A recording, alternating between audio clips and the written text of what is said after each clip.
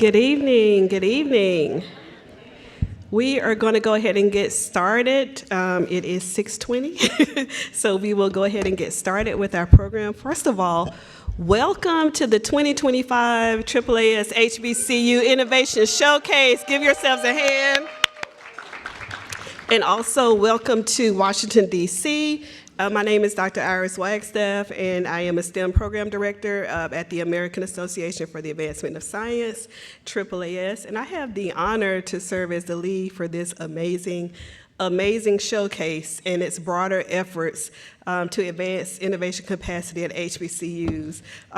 This work is led by the AAAS in partnership with our National Science Foundation colleagues, and we're thrilled to have Dr. Marya Ruffman, as well as our NSF Program Officer, Dr. Carlita Page Anderson here. So please show them some love right here.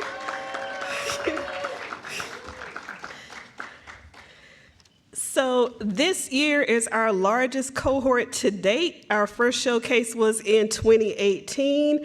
We have 19 teams representing 13 HBCUs with 85 students who are leading these teams for this showcase and 19 faculty and advisors. So give yourselves a round of applause for being part of our largest cohort to date, for a total of 104. In this year's cohort. So, of course, with any HBCU event, we have to start out with roll call. So we just want you to just represent your school. When I call you out, I will say Aggie Pride on behalf of A&T because they are not here. So Aggie Pride to A&T, but Philander Smith University, let's hear from you. That was a little weak, Philander. Philander Smith University. Okay. Maybe it'll be better tomorrow. Okay. Fisk University, are you here? Alabama State University. Bowie State University. Hey, Bowie. Grambling State University. The Morehouse College, Morgan State University, Alabama A&M University. Oh, okay. Oh, come on, Alabama. Meharry Medical College, Jackson State University. Spelman College, the University of the District of Columbia. No. Maybe they're late. Okay. Xavier University of Louisiana. Okay. All right. Oh, come on, XU. Okay. So I do want to acknowledge we have two first-time teams for the very first time in the history of this showcase since 2018. So I just want to acknowledge Alabama State University for participating for the first time ever, Meharry Medical College. So thank you so much, and thank you again. Congratulate yourselves for all the hard work to get here. This was a very, very competitive process to select these 19 teams. So give yourselves a round of applause. All the students, all of your creativity and innovations, all the faculty and advisors that have taken out of your time to work with these students. So give yourselves a round of applause. I want to acknowledge two of our student alumni from past showcases, Ms. Raquel Blunt. She was part of the 2022 winning A&T team for their Pro-Gel creation, so stand up. She's serving as a facilitator, as well as Frances Oladibe from the 2021 and 2022 Great Philander contingency. So you will see them around serving in a number of leadership roles. Like part of this this effort is to help you build your leadership skills. So that is one way that we engage our past student alumni, is to help us put on these showcases. So I want to acknowledge VentureWell, who's a longtime partner since 2018. One of the ways we leverage this partnership is to help you all prepare for the student e-teams competition, as well as their faculty fellowships and a number of opportunities. So I want to acknowledge VentureWell just for their partnership and collaboration. I also want to give a special shout out to Ms. Demetria Gallagher, who is not here. We have been working with her since 2018 and have started working with Mike Brazil over the last few years. So I just want to acknowledge VentureWell, Mike, and Demetria in her absence. So thank you for all of their support. Let's give them a round of hand for their partnership. And then finally, I want to thank our colleagues at AAAS and the membership department for joining us again. We have partnered with them to provide you a complimentary membership to AAAS for 3 years. So this is a way of orienting you to the benefits of membership in professional society. So we just want to thank our AAAS colleagues in the back. And thank you for bringing great swag. Okay. So now I will hand it off to Dr. Travis York, who is our fearless leader of our newly named Center for STEM Education and Workforce, to serve as MC. Welcome, welcome, welcome. We are looking forward to seeing some exciting prototypes in creativity and invention. We know that HBCUs do a lot with little, and we need you for the future. The U.S. cannot compete in a global economy unless we engage all of our capital and our talent. So we need you to carry out the work of the future. Thank you.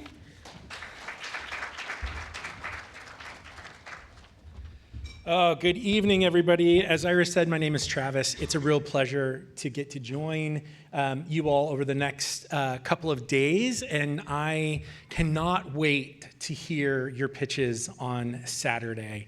I know that you've been working really hard for months, and it's just one of the most exciting things for us in our unit to get to see how you are becoming solutionarians in the world, how you're tackling grand challenges, and how you're putting your scientific knowledge to work in these incredible ways. So no pressure, but also you're amazing, and we can't wait to see what you're going to be pitching.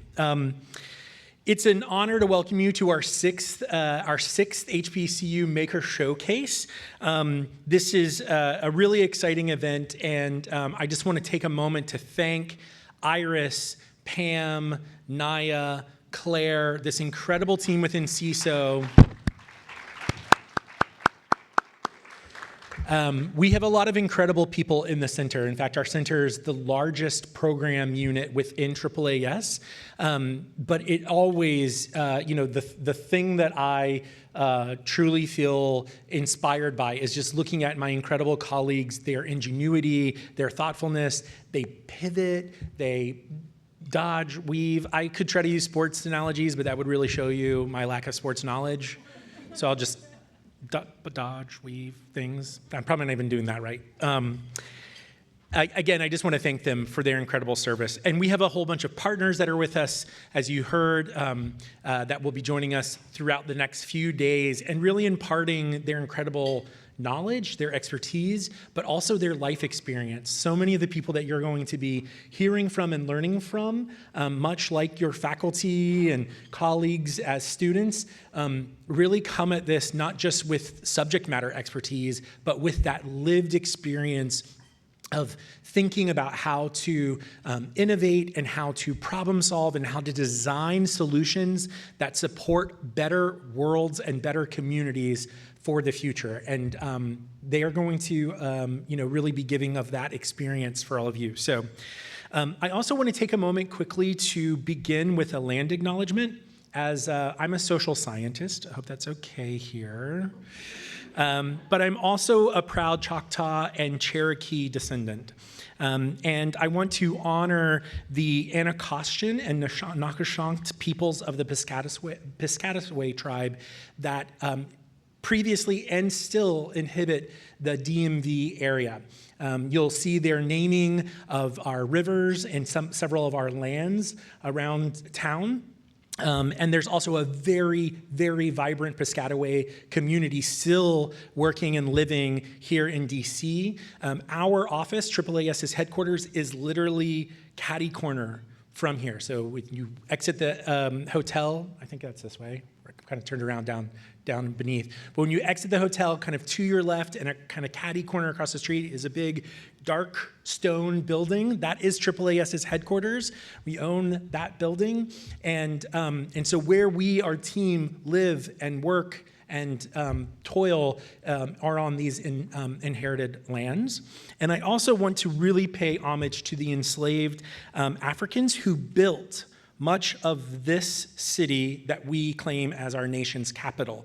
Their enduring legacy, their spirit, their artistry, not only have previously, but continue to shape our nation's capital. So welcome to DC, your capital.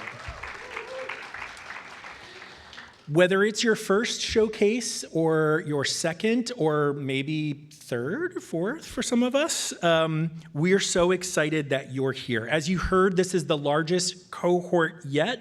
And for those of you that are returning, our former scholars, our mentors, our speakers that are rejoining us, we're so thankful that you're back with us. And thank you for advancing your leadership and role modeling in this space. Over the next 2 days, you're going to network, you'll refine your prototypes, and you'll pitch solutions to these global challenges. And you might ask, well, why does this matter? Why does AAAS care about this? Well, HBCUs represent a fairly small fraction of colleges and universities in this country. Across four-year institutions alone in the United States, we have about 5,000 accredited institutions. And HBCUs are a small percentage of that. Yet, despite that small percentage, HBCUs produce about 25% of all African American STEM graduates. 25%. Talk about punching above their weight, right? They award nearly 1 in 5 STEM bachelor degrees earned by Black students. And the US STEM workforce, while it grew from 22 to 24% of all workers in the last decade, women only hold about 18% of STEM jobs. And similarly, Black professionals make up about 9% of STEM jobs, though they are employed at an 11% rate. So inclusive innovation isn't just the right thing to do. It's necessary for excellence, for an excellent STEM ecosystem. STEM needs you. It needs your experience. It needs your creativity and innovation for us to make a better world and to build better communities. We need the people from our communities actively engaged in that process. And so inclusive teams with broad sets of perspectives and backgrounds drive the future and fuel economies and discoveries. So at AAAS, we believe that advancing science means bold inclusion. That's part of our mission is advancing society or advancing science, serving society through bold, inclusive STEM ecosystem. And so this program is really important to us, as well as many of our other initiatives, which we hope you will learn more about if you don't already know, but programs like our Emerging Researchers National Conference or our EARN Conference are incredible places for students like yourselves to test out your research capacity, to present research, to build your capacity and to build your network as you enter into the STEM, or continue your STEM journeys. Later tonight, I want to encourage you, if you haven't already gotten some swag, please let us know. If you were like, oh, I really wish I would have snagged one of those elemental memberships. If you didn't get one, just let us know. We will make sure that you can still snag one of those. As a AAAS member for the next 3 years, you are a full member. You're a voting member. You get to decide who should be the next president of AAAS's society. You can run for office. You can be a part of a special interest group, which we have by disciplines, and we also have by topics. You might, for instance, say, I really want to join the scientific impacts on societies section. So you'll be able to do all of those things as a AAAS member. You can also think about coming to or presenting at our annual meeting, which happens every February, with lots of scientific papers and policy and science communication and basically anything and all things science. So please take advantage, and please think about how we can introduce you more to AAAS and further your career, your network during this time, but also in events to come. Also, I just want to echo my acknowledgement of our incredible partners, both at the National Science Foundation. We are privileged to work within the center with lots of different parts of the National Science Foundation, including the Division of Undergraduate Education, where this funding sits, but also across the Education Directorate as we think about supporting students and scholars and thinking about cutting-edge STEM education and STEM work in this country. And so we're really lucky that we get to help craft the future of STEM through our partnership with National Science Foundation. Also, thanks again to Mike, who is here from VentureWell, who are an incredible partner that not only help think about how we can spark innovation here, but how your innovations can continue to spark across other venues and in other spaces. So I only have a couple other kind of housekeeping announcements, sorry, but I am going to talk quickly about the thing that we all hate. One of the things, we probably hate a couple, but one of the things we hate, which is COVID-19. And I just want to give a quick reminder, especially as folks are heading oftentimes into the fall season here in North America and into tighter spaces inside. We do oftentimes see a raise, right, in COVID instances. And I just want to remind you, if you're not feeling well, please let us know. We are happy to support you. If you need to quarantine in your room, we'll make sure you have everything you need. We want you to feel safe. We want you to feel comfortable. We also want all of you to have safety and comfort. We also have KN95 masks and hand sanitizer available. Those are available at the registration table. They'll be available the whole conference. So if you're feeling like you need one or you just want to take an extra precautionary step, let us know, please. We're happy to provide those for you. Okay.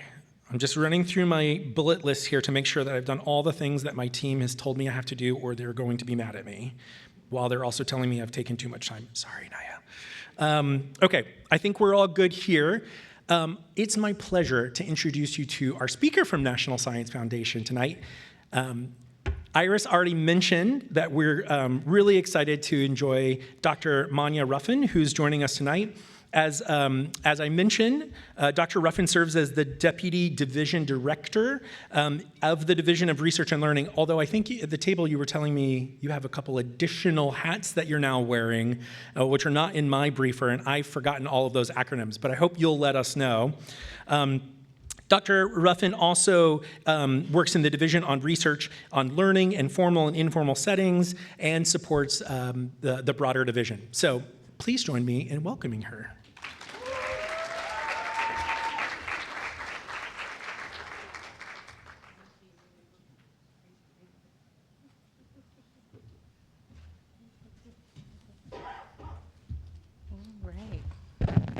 Okay, good afternoon. It's evening. Good evening, everyone. Let's try that again. Good evening, everyone. Wonderful, wonderful. So my name is Dr. Manya Ruffin, and I am so pleased to be here with you all. I do have a couple of different titles now.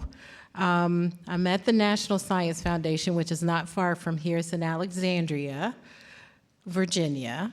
I am currently our acting division director for the Division for Undergraduate Education. I am also now our deputy directorate head, and that's for the entire directorate for STEM education at the National Science Foundation. Thank you for that. I'm also a biologist and a science educator by training. I started as a K-12 teacher. Actually, I started as a high school science teacher before I decided that I wanted to get into research, and I also wanted to work at the national level. So I went back to school, and here we are now. I wanted to say to you all that as the daughter of parents who are graduates of 3 HBCUs, it is a pleasure and an honor to stand here today and welcome you on behalf of the National Science Foundation to this plenary session of the 2025 HBCU Making and Innovation Showcase. It's a pleasure to see so many of you here from HBCUs across the nation. As you know, the AAAS HBCU Making and Innovation Showcase was developed to bring HBCU student entrepreneurs, innovators, inventors together to design a hardware or software prototype that addresses one of the United Nations Sustainable Development Goals. As teams, you come together in consultation with your faculty advisors to develop an innovation or a prototype in response to the goals that I mentioned. This showcase allows participant teams to come and convene with industry experts who provide professional development, emphasizing the importance of teamwork, communication, and intentionality, while balancing your ability to do work. On the last day of this conference, I know that you all will be coming together to present your pitches, and you will be presented with a cash prize. Top 3 teams. I'm excited about that. I'm really excited about that. And you should be really proud of yourselves for coming to this place at this time with that innovative spirit and knowledge that I know that you all have. In fact, how many of you are here at this showcase for the very first time? I know that there are 2 new teams, but how many of you? All right, that's awesome. Let's give them a hand. Okay, and how many of you are here for the second time? All right. Third time? Okay, do I see a third time? Okay. Fourth? Oh, good, because you all have to graduate. All right. Okay, well, that's good. I'm glad to see you all here, and I'm glad to see some repeats. So that is absolutely wonderful. Well, the focus of the event this year is very much aligned with a lot of programs that we have at the National Science Foundation. And I hope that as you all continue in programs like this, you will look for other opportunities to support and sustain your interests, especially if it's in the area of innovation or science, technology, engineering, and mathematics. As you all probably know, at the National Science Foundation, we support research and experiences for undergraduate students. Those are called REU programs. Has anybody heard of an REU program? Has anybody participated in an REU program? All right, I'm giving hands. Let's give a clap. Now, if I see you here next year, I want to see your hand go up, okay? All right, those are great opportunities to engage in research during the summer. When I worked at Emory, by the way, I worked at Emory University in Atlanta, I ran an REU program. And I placed students all over the country, including some who were placed at Emory. So look into doing that, okay? It's a great way to network, help you decide what you want to do, and it might help you get into graduate school, okay? Everybody hear me? Okay. All right, let me get back on the script here.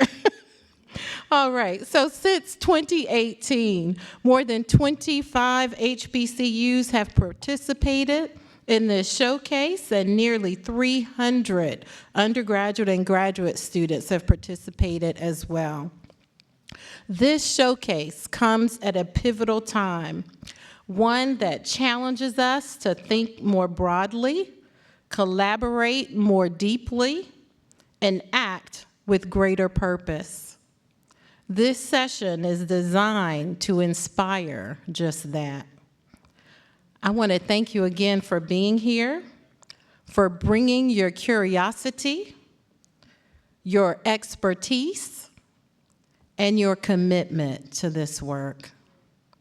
I also want to thank AAAS for organizing, facilitating, and providing a space for the ideation, innovation, and collaborations that will occur over the next 3 days. Let's make this session not just a dialogue, but a catalyst for action. With that, let's begin.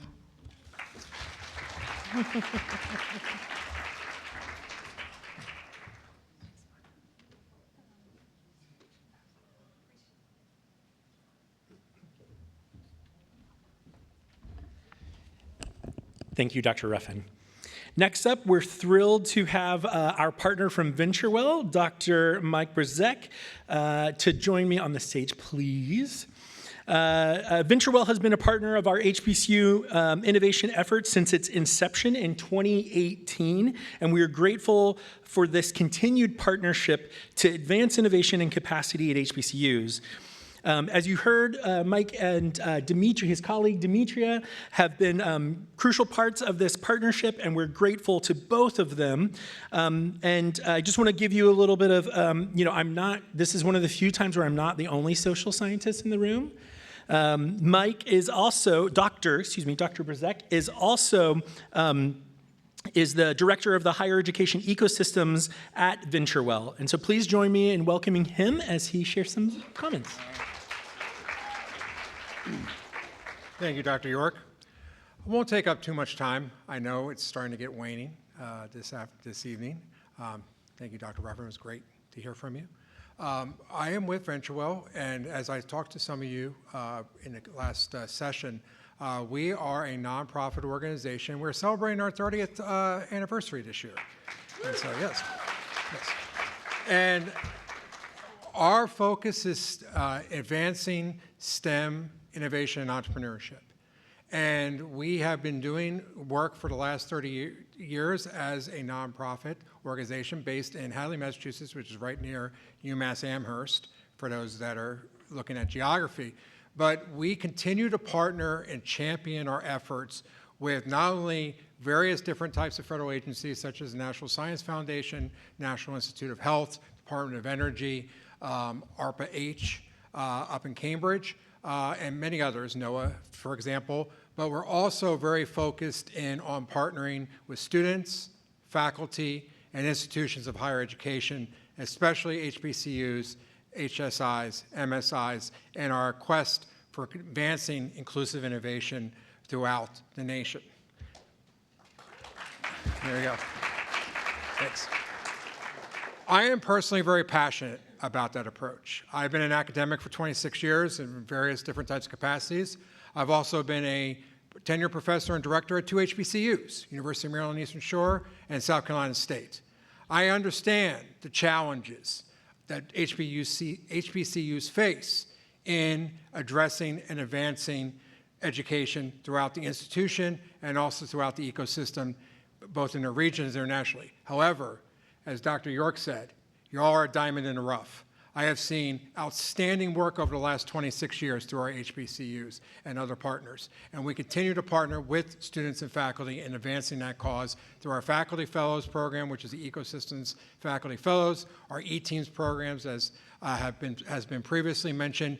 And we not only support in the training and development and the partnership, but we also support in funding mechanisms as well. I just said money, right? And so if you haven't heard yet, we have a table there with other information. You can get that information and QR codes. Feel free to help yourself to that aspect. I'm going to be here for the next 2.5 days to speak with you. Looking forward, just like last year, and serving as a judge and looking at the outstanding presentations that I have seen throughout all of you doing the work that you're doing, and I'm very fortunate and privileged to be here. So thank you very much.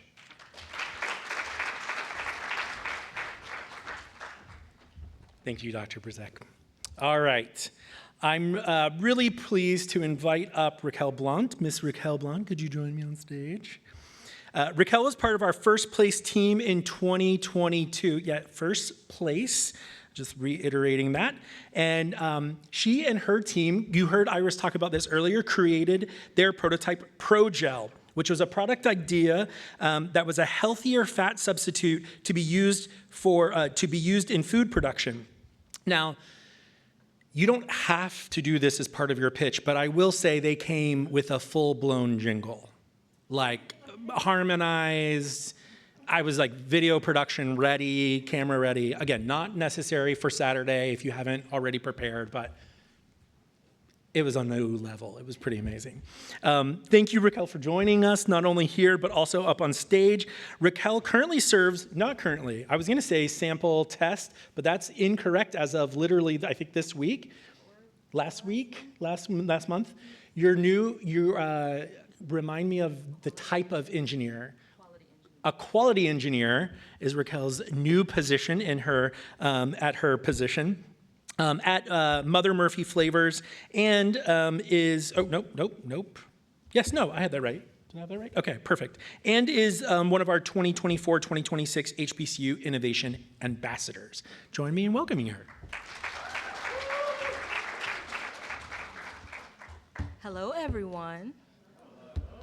Again, my name is Raquel Blunt, and I am so honored to the AAAS cohort for inviting me back this year. So thank you all. And I am also honored to be introducing our speaker this evening, which is Mr. Luke Lawal Jr. He is a Washington, D.C. born entrepreneur and the founder and CEO of HBCU Buzz, the leading media platform celebrating historically Black colleges and universities. A Bowie State University graduate and proud member of Omega Psi Phi fraternity. Luke launched HBCU Buzz while still an undergraduate to spotlight HBCU culture, news, and achievements. Under his leadership, the brand has become a national voice for Black excellence, earning him honors such as the Route 100 and BET's Shine a Light Award. Through HBCU Buzz and his parent company, LN Company, Luke continues to champion the legacy and future of HBCUs nationwide. Everyone, please give a warm welcome to Mr. Luke Lawal, Jr.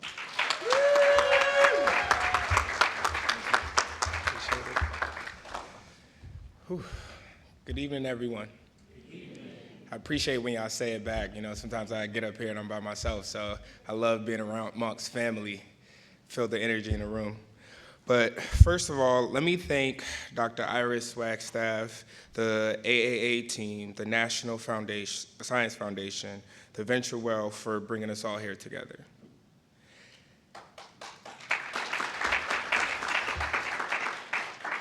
It's been an honor to be a part of this year's HBCU Innovation Showcase.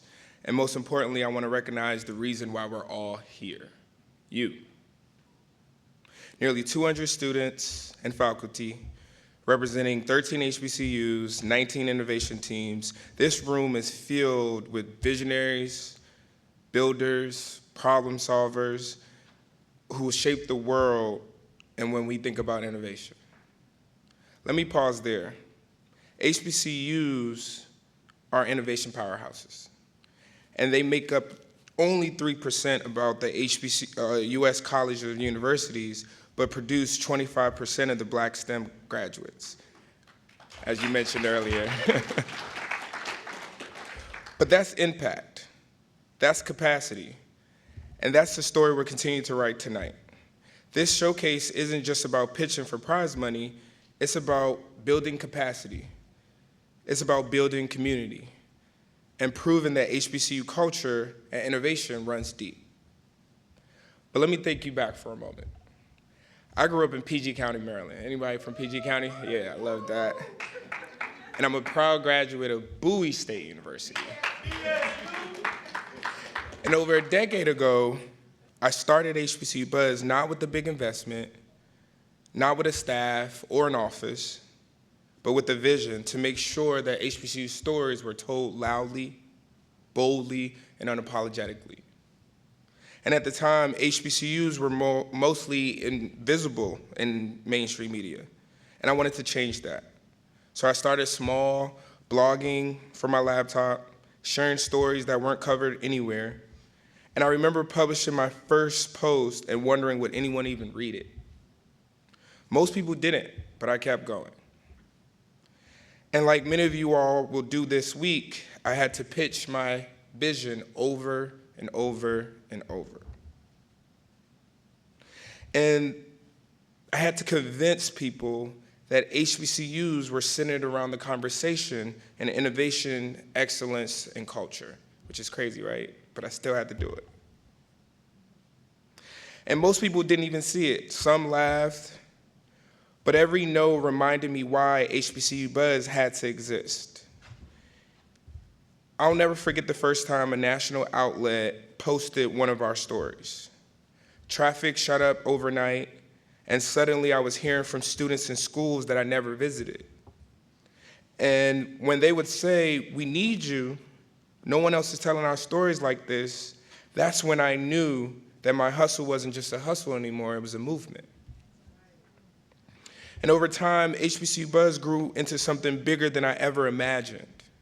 Millions of impressions online, millions in social capital, and over a decade of work, we're most proud of balancing the scales and a perception of what it means to go to an HBCU. And so much so that our work has been recognized nationally, including a 2022 BET Award.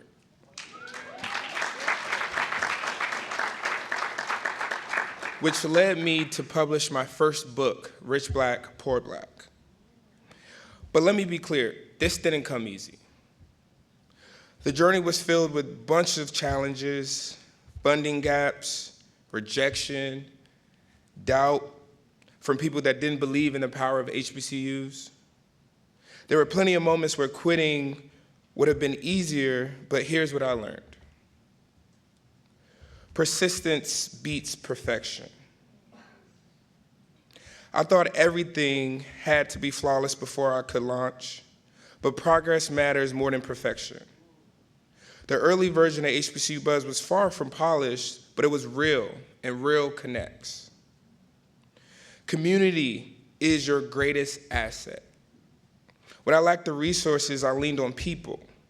Mentors gave me advice, students sent stories, alumni spread the word, and most importantly, the community filled the gaps that funding couldn't.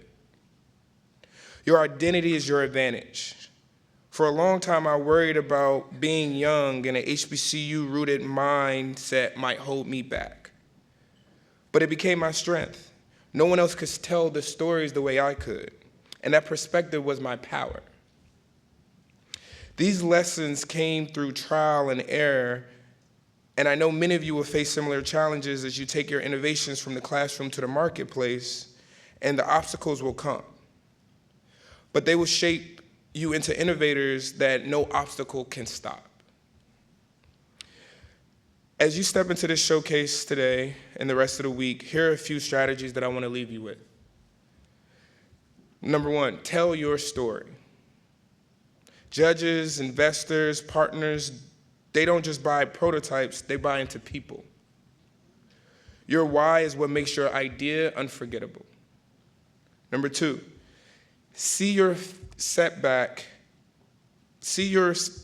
as fuel. Whether you win prize money or not, every piece of feedback is insight. Don't see critique as rejection, see it as direction. Number three, think beyond your pitch. This showcases one moment. The real question is, what happens on Monday morning when you go back on campus? Lasting innovation requires sustainability and a plan to keep moving. Number 4, leverage your community of practice. Look around you. Students, faculty, industry experts, government leaders. This network is a part of your innovation capacity. Build with it. Number 5, document your journey. I can't stress that enough. Write down your lessons, capture your wins and struggles. That record becomes your proof, your story, your case study. It becomes the thing that makes you credible. And number 6, collaboration over competition. Don't just see your peers as rivals, see them as future partners. The person sitting next to you could one day be your co-founder of a venture capital firm that could change the world. Innovation is not just about what you present on stage, it's about how you think. And as HBCU students, you carry the DNA of resilience, creativity, and excellence. Think about it. HBCUs produced a Marshall, a Winfrey, a Catherine, a King Jr., a Bozeman, and a bunch of Johnsons. And hey, it produced a Lawal Jr. The point is, each of those names represent a story of groundbreaking barriers reshaping what's possible. And the next name that could be on that line could be very well sitting in the room tonight. This showcase proves innovation lives on HBCU campuses, but I want you to take it a step further. Build prototypes that build capacity. Build more than companies build communities. Be the one who don't just win today, but create pathways for the next generation to thrive.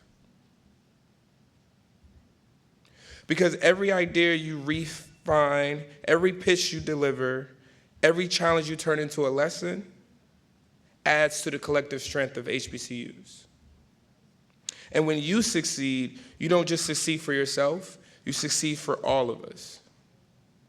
Thank you for allowing me to share my journey, and now I want to hear from you, the innovators, the problem solvers, the next generation of leaders, and let's talk about your journeys, your ideas, and how to keep building this moment and movement together. Thank you.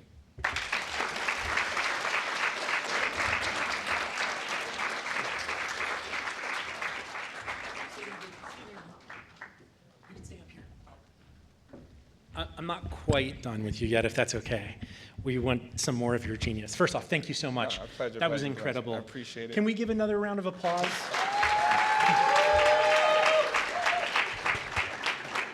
We're going to be putting some, running some wireless handheld mics in case anybody has questions, but can I start off with one?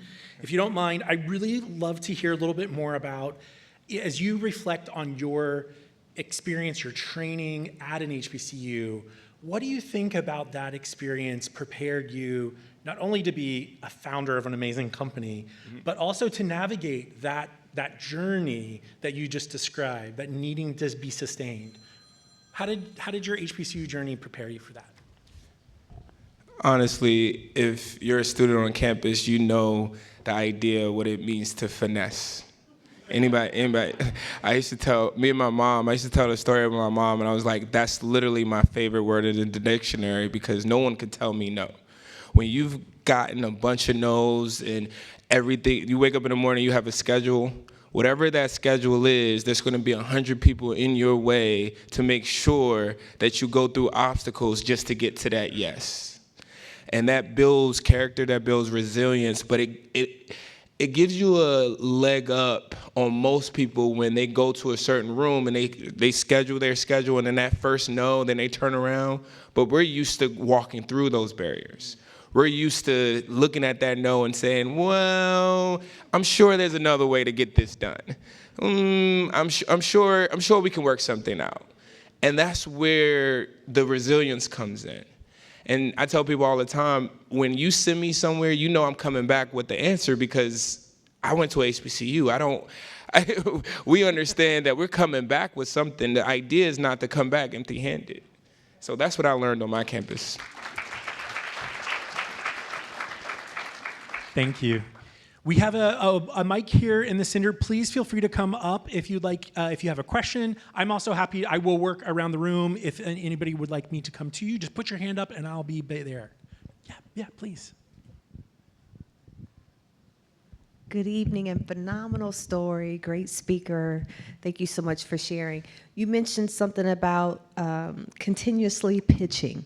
Yes. And in certain cases when you pitched, you got a no or you didn't get a response. Can you share with the room the power of the pivot in your pitching and what did that really look like? And how did you manage that pivot in between the pitches that landed with a no until you got a yes? It's funny, I was talking to someone this morning about the idea of when I go into a room, I spend 90% of my time trying to understand who's in the room, the why, who am I speaking to, and how I can turn you over. So like before I pitch to anyone, I'm like, what do you want to see?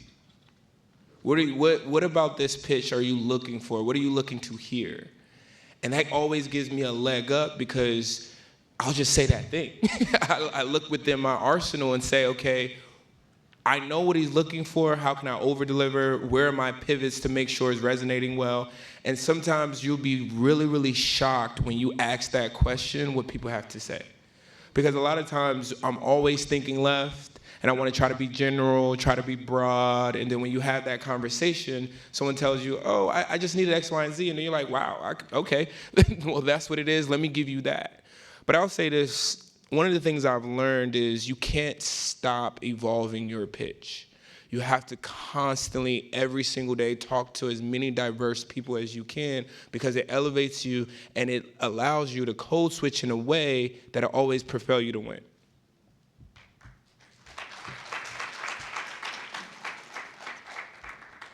I could do this all day, so you can just, anybody else want to? Good evening again. Hello. So I am a strong believer in mentorship. You say you are somewhat against the no and you practice a pivot. I believe in having individuals in my life that while they may not tell me no, they may encourage me to pivot. So as it relates to mentorship for a lot of our young individuals here, what are the key attributes you look for in mentorship and how they encourage you to pivot when it's time to pivot in an idea? So are you saying in my mentorship or in a mentee? When you look for mentorship for whatever projects you are working on, or it could be life in general? I think the most important thing is like, we have to remember to keep the human element in everything we're doing in our business. And that's why I said earlier, as an HBCU graduate, your experience is so unique, and a lot of times when we go out in the world, we try to change who we are, we try to fit the mold, but the reality of it is where we're from, our experience is what makes us unique. So when I'm looking for mentors, I'm looking for people that understand who I am, just like when I stepped on my HBCU campus. I'm looking for people that are aligned with where I'm going and how well they can translate the information to me to get me where I'm going. And most importantly, I have to make sure that, I tell people all the time, when you're looking for a mentor, you're the car. You have to just make sure that you come with a car that someone can drive and take you to that destination. But if you come empty-handed, not with a car, not knowing where you're trying to go, mentorship is going to be hard for you. You're not going to get as much from it.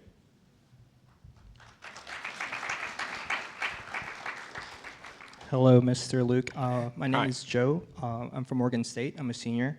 And my question for you is, when you made that transition from being a student to being a CEO, where did you find the confidence to make that jump to just being, an undergrad to being someone that pitches to investors and having that confidence that, those investors can rely on you and deliver?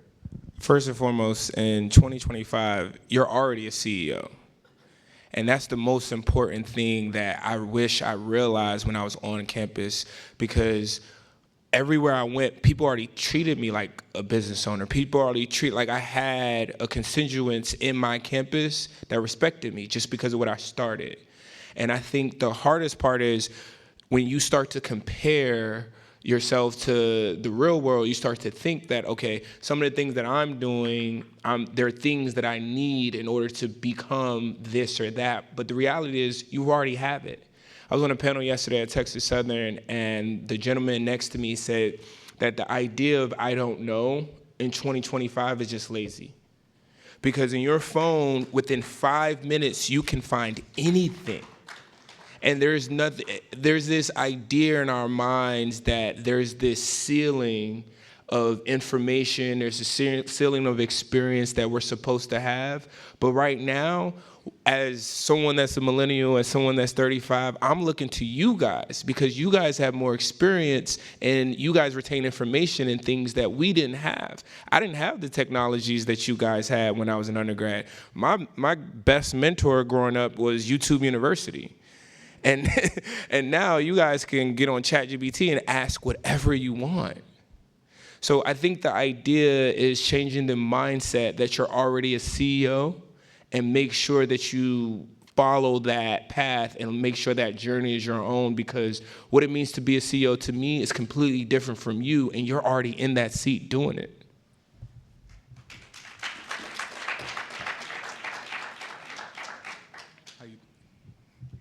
Hello, hello. All right, cool.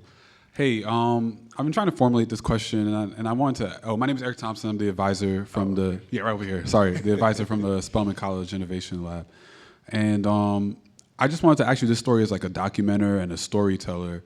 I feel like HBCUs have a very rich history of innovation, but it goes unsaid or untold in the broad conversation.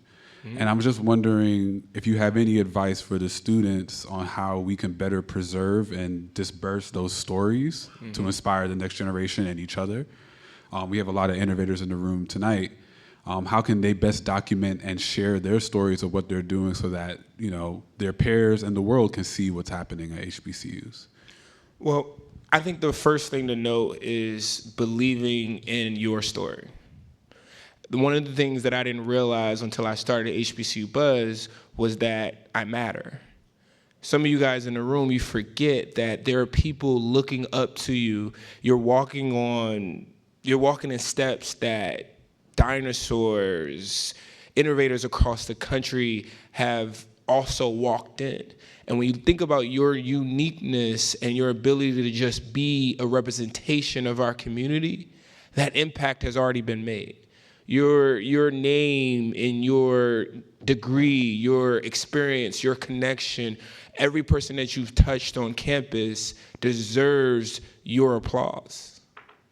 Who you are already is enough. And when you start to carry yourself in a way, and it's a little more than confidence. It's more than just looking at yourself and saying, okay, I'm somebody. It's more than that. It's mostly about understanding what your impact means. When you think about what it means to go to a HBCU and how hard education was back in the day, and you think about who you are to your family, to your community, that representation and that story has to be told. But the cheat code is you can always send us your story to HBC Buzz, and we'll make sure we get that out across the country. But most importantly, I think it starts with you and understanding who you are and your place in this world, and that representation is bigger than anything you could ever imagine. Hello. Good afternoon. My name is Charles Ryans. I'm a junior computer science major from Morehouse College. And my question is, as you transition from, I guess, like a programmer, since you started it and you were mostly closely working to it, as you transition from that role to CEO, how do you deal with the fact that you're not really programming as much, you're not really doing as much technical skills, like you're splitting your responsibility between marketing and now you're the face. How do you cope with the dividing of your time? Honestly, I tell people all the time, especially when you're building a company and you're building a team, the main thing has to be the main thing. what you do and how you show up as a representation of your brand is why people gravitate to you. And a lot of times what happens is when people become CEOs or they become, they start to build a team, they start to pivot from the thing that made their brand them in the first place. And that's where trust comes in. And that's where connection comes in. That's when, the peers that you had side by side, you start to bring people into your business and your opportunity and let it thrive. But I would say to you, try to find, as a CEO and as a business owner, try to find that simple threshold that allows you to be a somewhat expert at everything. But just also remember that you can't be an expert at everything. You just have to have enough understanding to be able to lead your team. And to me, that's more about investing in people versus being the expert. Thank you. Hello, I'm Mr. Luke. My name is Jordan. I am a sophomore psychology major from Alabama State University. Me personally, especially when offered opportunities such as this to be able to present my vision, a lot of the times I feel that my fear holds me back from telling my story and feeling that I have to sound a certain way or convey my story in a way that's going to appeal more to people. So do you have any tips for us as to how to have faith in yourself that your story is your story? Whew. You know what's funny? I have like 50 ways to answer this question. I'm gonna try with 2. My mom, I'm Nigerian. My mom's from Nigeria. There's a bunch of Nigerians in the room. And when I think I was about 8 or 9 years old, my mom, she graduated from Howard University. She was summa cum laude in her class, and she was giving a speech. And if you've ever met my mom, she speaks 9 languages, and she reminds me every single day that English is not her first language.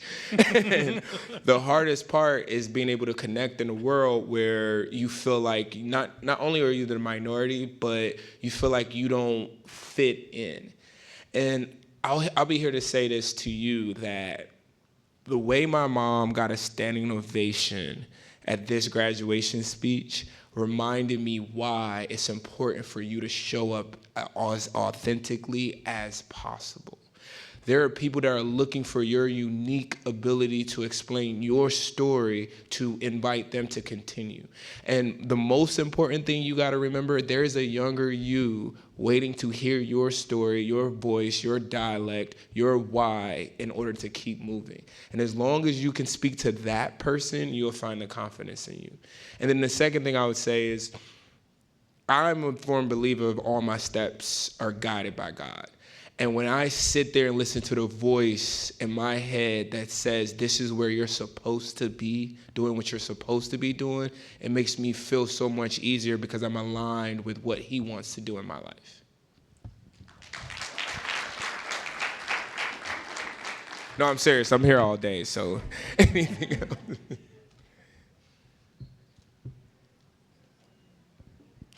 Sounds good. Thank you. Ladies and gentlemen, I think we have one Mr. more. Oh, Just yeah, one more. yeah, no, perfect. Good eye, good eye. He had a Bowie shirt on, so I had to. Thank you for the recognition, Mr. Lowell Jr. My name is Makai Allen. I'm a senior at Bowie State University studying computer technology with a focus of cloud computer network enterprise.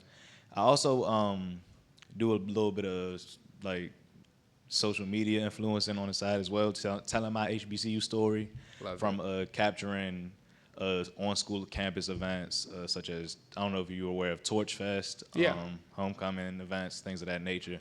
I also just wanted to ask, how do you recognize the environments when you are meant to collab versus the environments where you're meant to compete? Because with the society that we're in, it's like very based on on product returns and things of that nature, that you will be competing against what's getting the most numbers, but you also want to collaborate with groups and people at the same time, but it's kind of hard to tell between that line of when to collaborate and when to compete, but you also want to have that inclusivity with everyone else. So I'm just wondering, how do you tell the difference?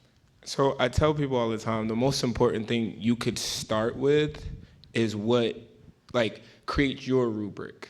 Because the hardest part is, if you take every collaboration or every opportunity with no rubric, you're going to be constantly trying to input different things, consider different factors. So for me, I listen to that little voice in my head, like I mentioned earlier, with the line discernment and making sure that this is an opportunity or a group of people that I even want to collab with.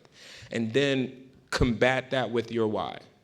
Because if your why is to make money, it might not always be the best opportunity to collab. But if your why is to make impact, which I'm sure your why is to make impact, collaboration has to come first. Because when you look at the people and your constituents that you collaborate with, that's your future customers. That's your future partners. 10 years from now, I can't even count how many people that I collab with when I started HBCU Buzz that's come 10 years later that are directors at Walmart or Disney that's given me opportunities just because I wrote their story or just because I shouted them out in undergrad. So look at it as a way of trying to figure out how to invest in your community as you grow. And to be honest, you can never lose from collaboration, ever. Ladies and gentlemen, please join me in welcoming or thanking again Mr. Luke Wall Jr. Thank you. Iris is going to close us out with some housekeeping. So before we continue with the rest of the program, let's give Mr. Luke Lawal Jr. another round of applause. Okay. And we have some closing announcements that I will make, but I want to invite our speakers to come up on the stage for a quick photo with our speaker, and then we'll continue with the rest of the short remaining time for the program. So you're welcome to join us on stage to take a photo if you would like. We would love for you. Have somebody? Yeah, come on. Any other speakers?